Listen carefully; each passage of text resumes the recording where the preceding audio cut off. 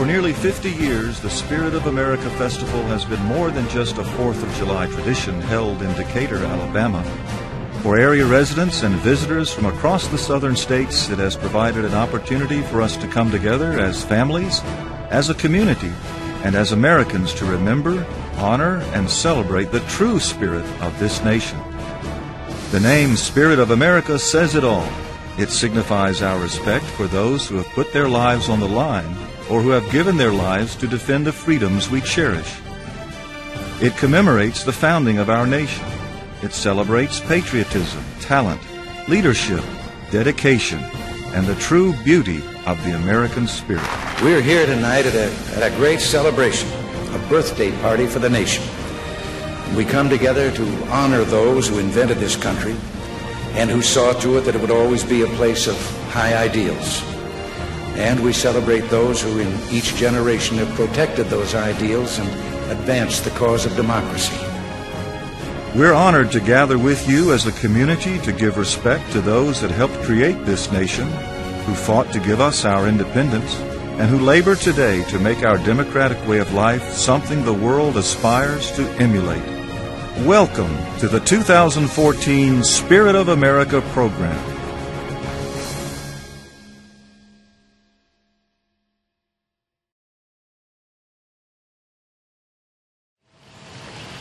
I'm Don Kyle, Mayor of the City of Decatur, Alabama. We're here in beautiful Frazier Park, and we hope if you're visiting, you'll take advantage of it and the many other venues we offer to our visitors and citizens. Enjoy the Spirit of America Festival at Point Mallard Park, and we hope you'll come back and visit many times.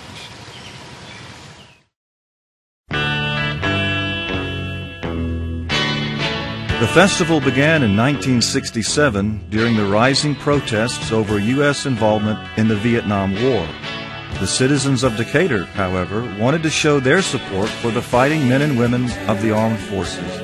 And over 10,000 people gathered in a local park for the first Spirit of America Festival. It started a tradition of community support for what our country represents, and each year since, this event attracts more people. In the early 1970s, an outdoor stage was constructed for the Spirit of America Festival at Point Mallard Park, owned by the City of Decatur and operated by Decatur Parks and Recreation to accommodate the growing attendance and attention. In 1984, it attained national significance when President Ronald Reagan participated and delivered a stirring speech.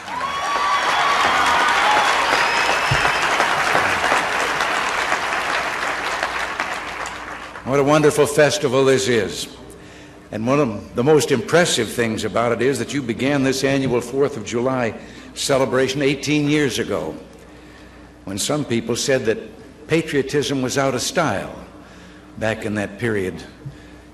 Well, I guess here in Decatur, it never was out of style.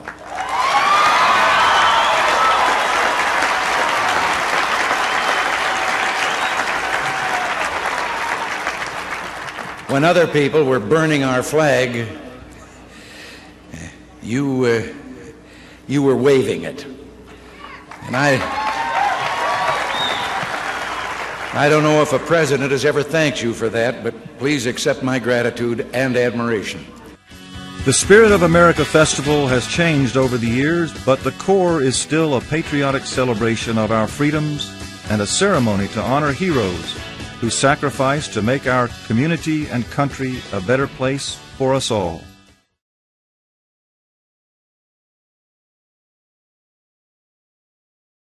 I'm Ray Long, Chairman of the Morgan County Commission, and I'd like to invite you to explore our great county. From bustling municipalities like Decatur to bedroom communities like Somerville, on to serene rural areas, Morgan County is one of the most progressive and beautiful counties in the state of Alabama. Thank you for celebrating this Independence Day with us here in Morgan County. May God continue to bless America.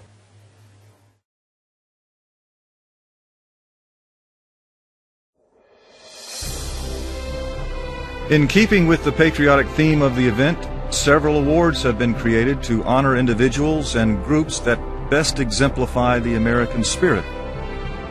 The Audie Murphy Patriotism Award is named in honor of America's most decorated soldier and Congressional Medal of Honor recipient Audie Murphy. Murphy, who was to have been the guest speaker at the 1971 Spirit of America Festival, died in a plane crash just 2 months prior to his scheduled appearance at the event. The award was then designated as the Audie Murphy Patriotism Award and is presented annually to an outstanding American patriot or an outstanding group of individuals who best exemplify the true spirit of America. I knew Audie Murphy. He was a good man. He's buried, as you know, in Arlington Cemetery, and there's a simple stone at his grave that says Audie Murphy, Texas. But it could say Audie Murphy, American, because in one of our roughest hours, his courage and plain decency cast a light on the entire republic. In World War II, a unit of ours that was routed by a superior enemy force, and Audie Murphy climbed into a World War II disabled tank up on the turret and turned the machine gun of that turret on the enemy, and all alone was trying to hold off the hundreds of advancing men of the enemy. At the same time, walkie-talkie radio, he tried to call for artillery support. And when the artillery commander, wanting to know what his safe range was, asked how close the enemy was to him, Audie said, "Well, if you wait just a minute, I'll let you talk to him." Well, he was actually asking them to direct the artillery fire at his own position because that offered the best opportunity of stopping the enemy. For nearly 5 decades, the award has been presented to Medal of Honor recipients Audie Murphy, Army Sergeants Ivan Gordon and Randall Shugart, Ola Mize, Leo Thorsness, Ronnie Hooper, Senators Strom Thurmond, Alexander Haig, John Sparkman, James Allen, Governor George Wallace, Bob Jones, Prisoners of War Jeremiah Denton, Charles Plume, Rhonda Cornum, Hal Moore, Iranian hostage Charles Scott,